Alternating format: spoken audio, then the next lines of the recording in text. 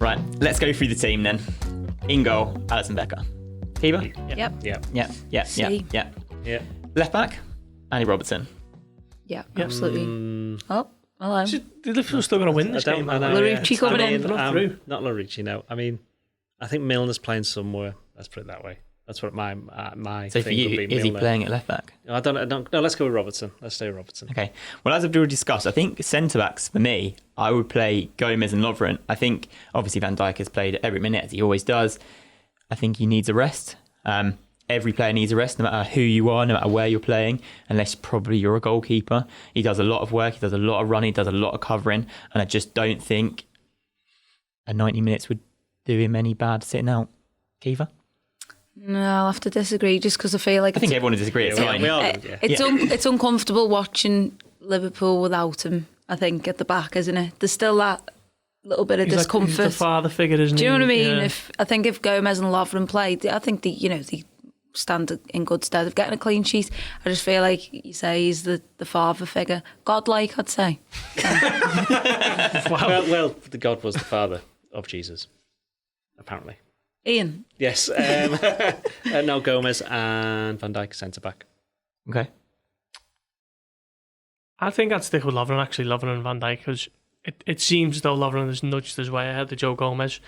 I actually thought maybe it was a chance, with Matip injured, it was a chance for Gomez to come in and just stay in the team and rebuild his momentum and whatever else to the point that he was at last season. But it seems that Klopp is sticking with Lovren for now, so I don't see any point in disrupting that for this one. I'm putting Gomez in, by the way. I don't think I clarified that. Yeah, no, fair enough. Went round the world and Just God, Jesus' disciples and Gomez. There we go. Midfield, we know Fabinho's playing. No, we don't. Go on. I think for me, it's probably going to be Fabinho. I think it's going to be Wijnaldum, and I think it's going to be Milner because I'm not playing him at left back.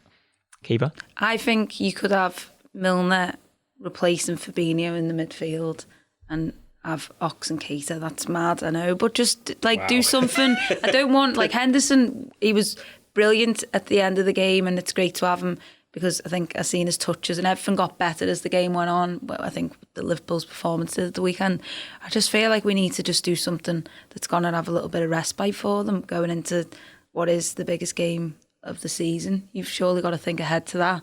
And I feel like Oxlade-Chamberlain and Naby Keita had a great game against Genk, and they've proved themselves when they come on at Old Trafford. And I just feel like they need a little bit more leverage now from Klopp. They need just a little bit more time to bask in their own qualities.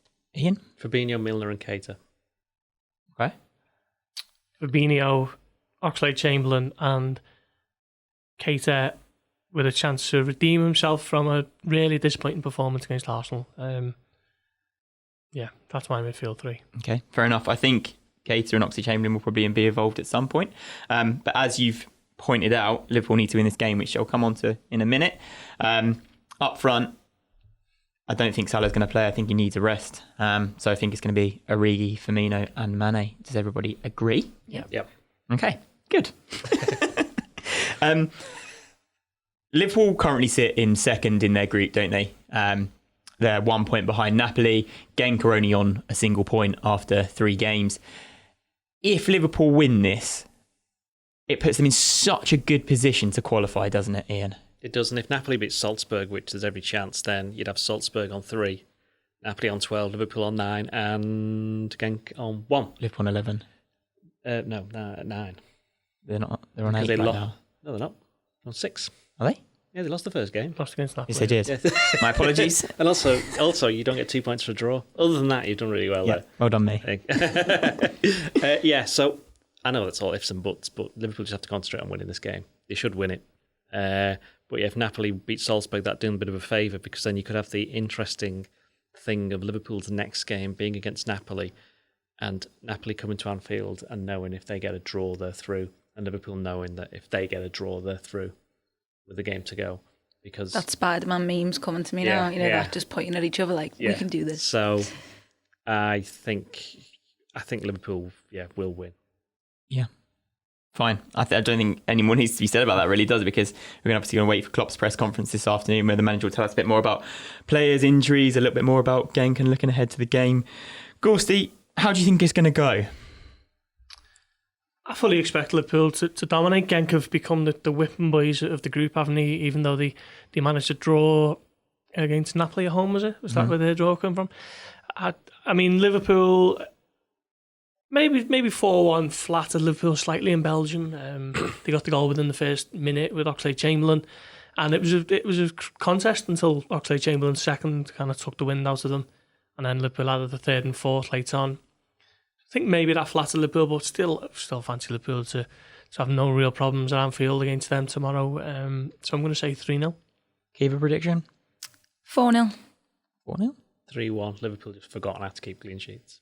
Winner, chicken dinner. Well, hopefully that happens and we come back on Friday to discuss a great win against Genk, an almost qualification for the Champions League, knockout rounds, and the game against Manchester City. Ooh, join us then. Thank you very much for listening.